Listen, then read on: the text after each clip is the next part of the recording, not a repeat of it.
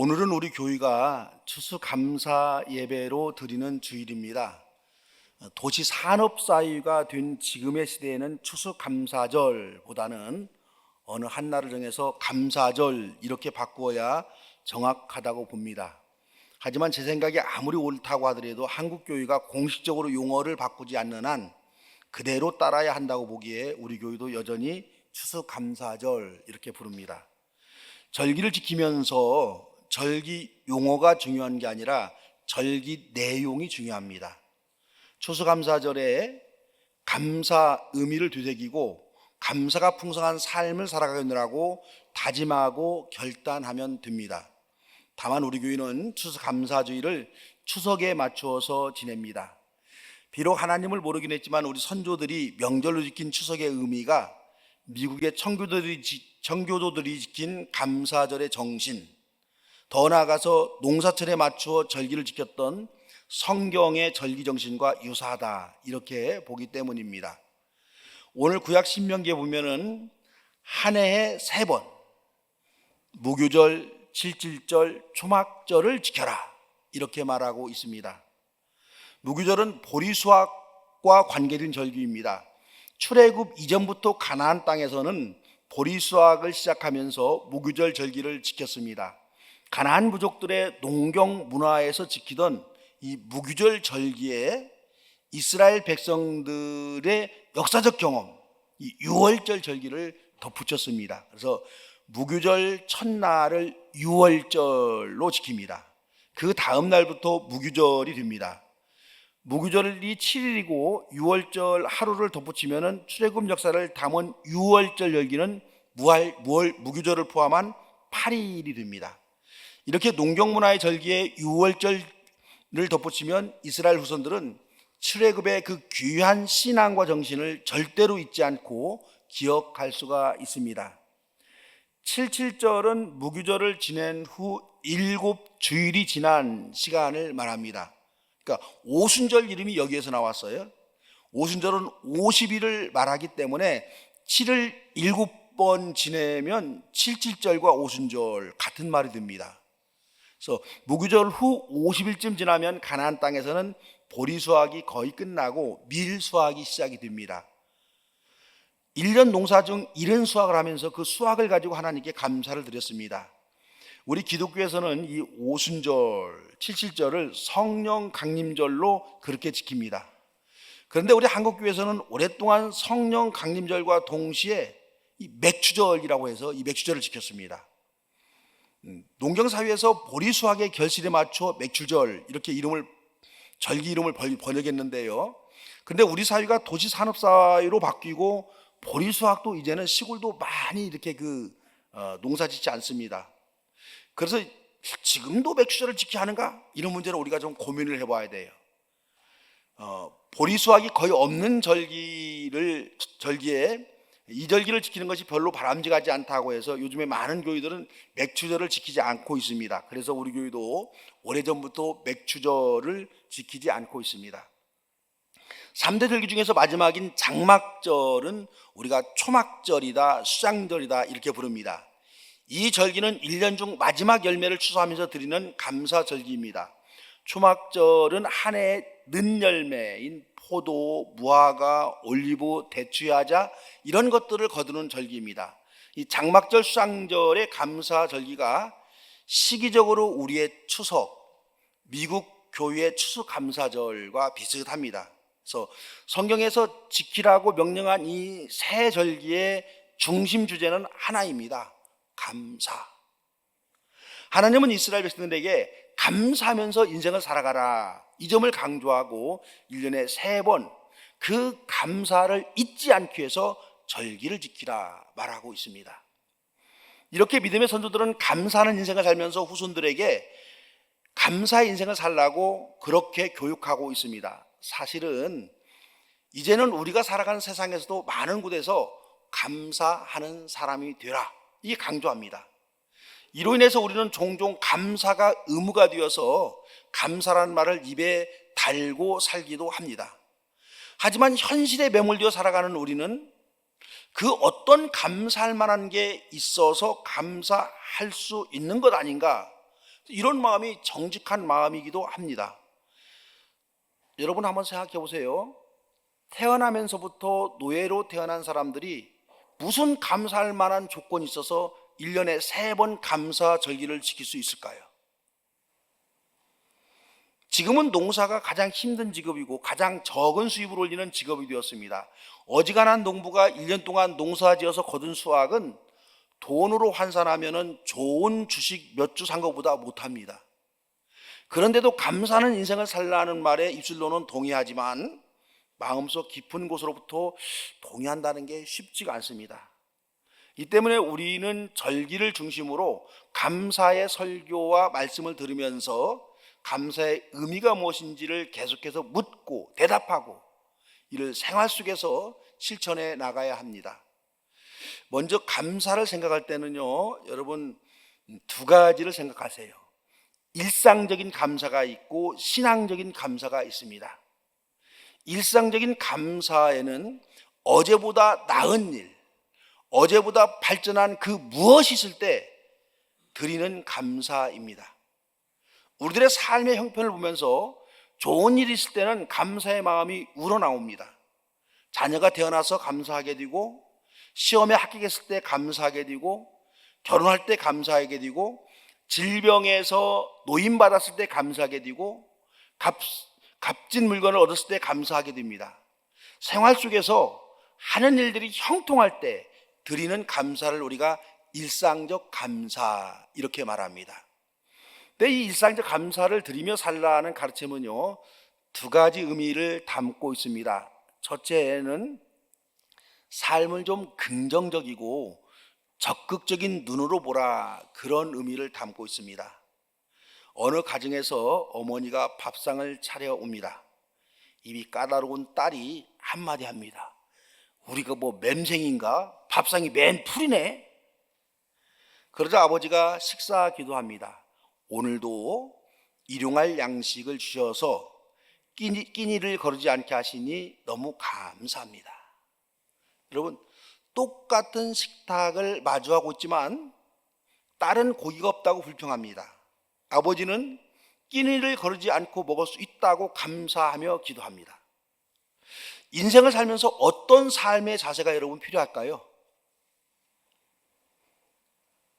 우리가 살아가는 삶의 조건 속에서 불평할 걸 찾아보면 끝이 없습니다.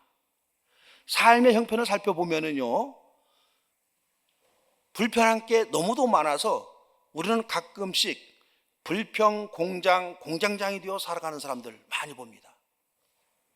이 세상에 여러분 100% 절대적이라는 건 없습니다. 모든 것이 10개 중에서 8대 2, 7대 3, 6대 4, 5대 5 정도의 비율로 긍정적인 면도 있고 부정적인 면도 있습니다. 8개가 좋아도 2개 나쁜 것으로 인해서 불평하고 속상해하는 삶의 태도는 그건 좋은 태도가 아닙니다.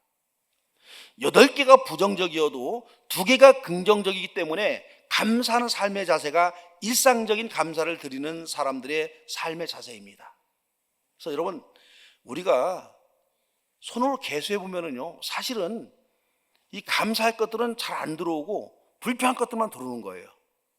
그래서 그런 삶을 살아가는 사람들에게 아니야, 인생은 감사할 만한 게 훨씬 많은 거야, 그러면서 긍정적으로 감사의 삶을 살아가라고 그렇게 일상적인 감사는 말하고 있습니다. 2번째 일상적인 감사를 드리는 이유는 현재 삶이 당연한 것이 아니라 감사할 만한 것임을 알고 살라는 뜻입니다. 아침에 눈을 뜨는 일이 우리가 당연하게 생각하지만 여러분, 당연한 게 아니라 감사할 만한 일입니다. 내 손으로 밥을 먹고 내 발로 필요한 공간에서 걸을 수 있는 것은 당연한 게 아니라 감사해야만 할 일입니다. 아침에 뜨는 태양, 밤에 뜨는 달과 별, 잠을 푹 자게 만드는 어둠, 목마를 때마다 마실 수 있는 물, 이런 일상의 삶의 조건은 당연하게 우리에게 주어지는 것이 아닙니다. 여러분, 이건 감사할 만한 겁니다. 동일한 삶의 조건에서 살아가지만 이 땅의 삶의 조건들이 당연하게 줬다고 생각하며 살아가는 사람들, 이런 사람들이 불신자이고요, 이와는 다르게 우리가 누리는 모든 삶의 조건들은 당연한 것이 아니라 하나님의 은혜입니다. 이렇게 말하고 받아들이고 감사하며 살아가는 사람들이 그리스도인입니다. 일상적 감사는 이렇게 삶의 모든 형편에서 불평보다는 고마워하는 삶의 자세이고, 당연함보다는 은혜로 받아들이는 삶의 태도입니다. 이런 일상적 감사의 삶이요, 대단히 훌륭한 삶의 자세인데 좀 더 깊이 생각하면 이것도 좀 생각해 볼 필요가 있어요. 일상적 감사는 자기 합리화일 수도 있고, 자칫 자신의 안위에만 몰두하게 되는 실수를 범할 때도 있습니다. 박노해라는 시인이 지은 시 한 편 여러분에게 읽어드리겠습니다. 시 제목 자체가 범상치 않습니다. 감사한 죄, 이런 건데, 새벽녘 팔순 어머니가 흐느끼신다. 젊어서 홀몸이 되어 온갖 노동을 하며 5 자녀를 키워낸 장하신 어머니, 눈도 귀도 어두워져 홀로 사는 어머니가 새벽 기도 중에 나직히 흐느끼신다. 나는 한평생 기도로 살아왔느니라. 낯선 서울 땅에 올라와 노점상으로 쫓기고 여자 몸으로 공사판을 뛰어다니면서도 남보다 도와주는 사람이 많았음에 늘 감사하며 기도했느니라. 아비도 없이 가난 속에 연좌자에 묶인 내 새끼들, 환경에 좌절하지 않고 경우 바르게 자라나서 큰아들과 막내는 성직자로 하나님께 바치고, 너희 내위는 민주운동가로 나라에 바치고, 나는 감사기도를 바치며 살아왔느니라. 내 나이 80이 넘으니 오늘에야 내 숨은 죄가 보이기 시작하는구나. 거리에서 리어카 노점상을 하다 잡혀온 내 처지를 아는 단속반들이 나를 많이 봐주고, 공사판 십장들이 몸약한 나를 많이 배려해주고, 파출부 일자리도 나는 끊이지 않았느니라. 나는 어리석게도 그것에 감사만 하면서 긴 세월을 다 보내고 말았구나.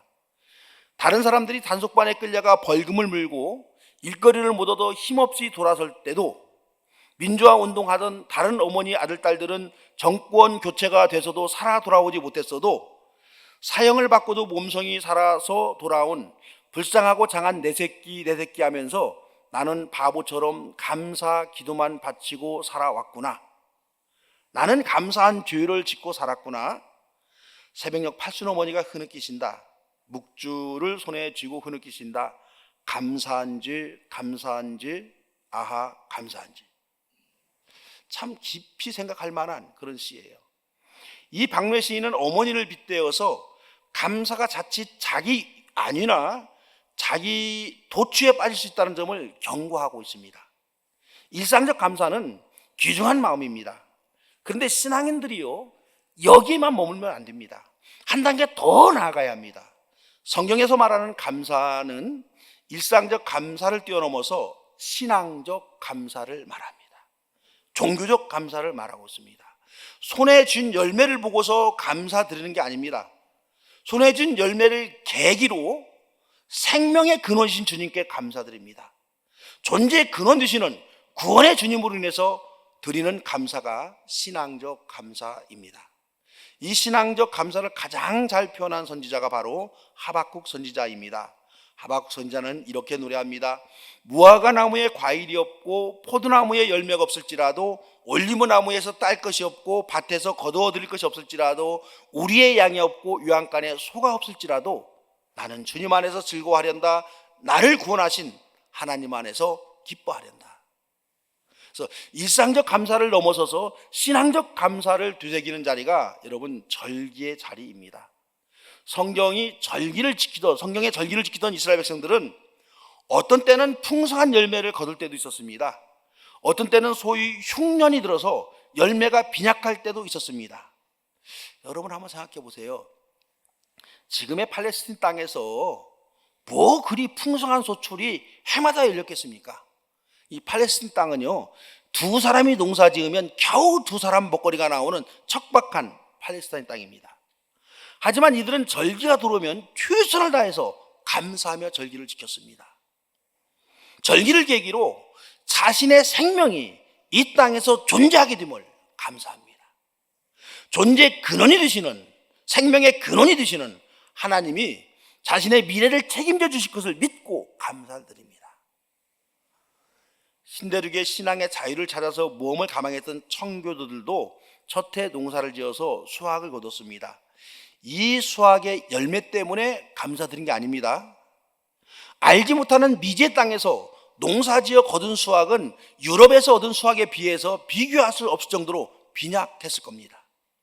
하지만 청교도들은 수확을 계기로 자신들이 원하는 신앙의 자유를 찾아서 새 생활을 할 수 있음에 진심으로 감사드렸습니다. 열매 때문이 아니라 자신들에게 생명을 허락하신 하나님, 생명을 지켜주신 하나님, 앞으로 생명을 인도해 주실 하나님, 영원토록 구원의 백성으로 삼아주신 하나님 때문에 감사를 드렸습니다. 그래서 이 청교들의 감사는 일상적 감사를 뛰어넘은 신앙적 감사가 담겨 있습니다. 이 신앙적 감사는 머리로는 이해가 하지만은요, 이게 가슴으로 선뜻 동호가 안 됩니다. 우리 한번 정직하게 질문해 봅시다. 지금 우리 삶의 형편에 뭐 그리 감사의 마음이 우러나올 만한 일이 있어요, 여러분? 신앙적 감사가 대단히 훌륭한 삶의 자세인 건 알겠는데 당장 아프면 아프다는 신음이 나오는데 어떡합니까? 그러죠, 여러분. 보통의 사람들은 일상적 감사도 어렵습니다. 자신들이 대단히 잘나서 열매를 거뒀기 때문에 당연하다고 생각합니다.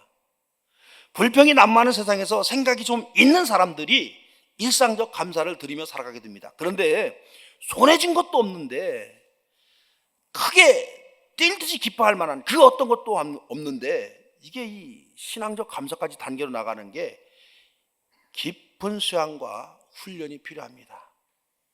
오늘 신약 성경의 본문에 보면요, 어떤 사람이 신앙적 감사를 드릴 수 있는지를 깨우쳐주고 있습니다. 항상 기뻐하십시오. 끊임없이 기도하십시오. 모든 일에 감사하십시오. 이 말씀은 개역 성경이 우리에게 더 익숙합니다. 항상 기뻐하라. 쉬지 말고 기도하라. 범사에 감사하라. 이 말씀을 좀 깊이 생각하면서 읽으면요, 단어가 대단히 어색하게 배열되어 있다, 이 점을 알 수가 있습니다. 기뻐하라, 감사하라, 그 중간에 기도하라는 단어가 끼어 있습니다. 좀 자연스러우면은 기뻐하라, 감사하라 그 단어의 중간에 우리 찬양대가 찬양한 것처럼 찬양하라 혹은 찬미하라 뭐 이런 단어가 들어가야 잘 어울립니다. 기뻐하라, 찬양하라, 감사하라, 얼마나 여러분 잘 어울립니까? 그런데 기뻐하라, 감사하라는 중간에 기도하라라는 대단히 심각한 언어가 여러분 끼어 있습니다. 왜 그럴까요? 항상 기뻐하는 일은 기도하는 사람만이 할 수 있다, 이런 뜻입니다. 일상의 삶에는요, 항상 성공만일 수 없습니다. 성공과 실패를 반복하면서 사는 게 그게 여러분 인생입니다. 이런 인생 속에서도 기도하는 사람은 성공과 실패에 관계없이 항상 기뻐할 수가 있습니다. 범사에 감사하는 일은 기도하는 사람만이 할 수 있는 일입니다. 우리가 살아가는 세상은 언제나 맑은 날만 주어지지 않습니다. 가을인데도 여름처럼 긴 장마가 덮칠 때도 있습니다. 올해가 그런 해잖아요. 인생길을 걷다 보면 오르막도 만납니다. 잘할 길도 걸어가야만 할 때가 있습니다. 기도하는 사람은 그 어떤 험한 여정을 걸어간다 할지라도 감사의 마음으로 그 길을 갈 수가 있다는 뜻입니다. 그래서 항상 기뻐하는 신앙적 감사, 범사에 감사하는 신앙적 감사는 기도하는 사람만이 풍성히 얻게 되는 기쁨과 감사입니다. 그래서 기도하는 사람은 삶 자체가 행복이고 감사입니다. 여러분, 결실의 계절입니다. 눈앞에 이렇게 강단에 쌓아놓은 그 열매들만 보더라도 우리가 직접 거둔 건 아닌데 참 풍성하죠. 그래서 여러분, 이따 예배 마치고 오셔서 사진도 한 번씩 찍고 이제 그냥 그렇게 가시 바랍니다.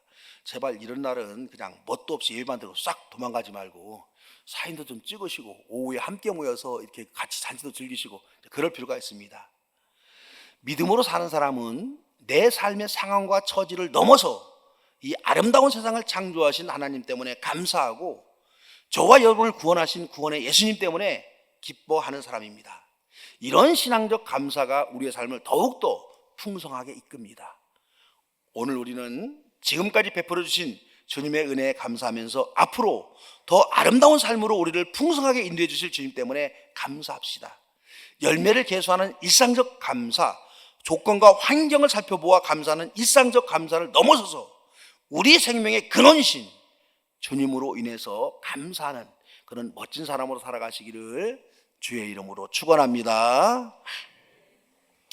우리 주님, 눈을 들어 세상을 바라보면 불평의 마음이 스며들기도 합니다. 하지만 주님, 주님의 사랑과 주님의 은혜를 우리가 깊이 묵상하고 기도하고 살펴보면서 주님 때문에 감사하고 오늘도 우리에게 생명 주심에 감사하고 이 아름다운 세상을 살아갈 수 있도록 모든 삶의 조건을 허락하신 주님으로 인해서 감사하는 하늘 백성들 되게 하여 주시옵소서. 우리 주님, 이 감사의 계절에 우리 사이 구석구석에서 슬퍼하고 아파하는 사람들을 찾아가 주셔서 그들의 삶에도 여전히 살아갈 이유와 살아가야만 할 의미가 있다는 것을 깨닫게 하여 주시옵소서. 예수님의 이름으로 기도합니다.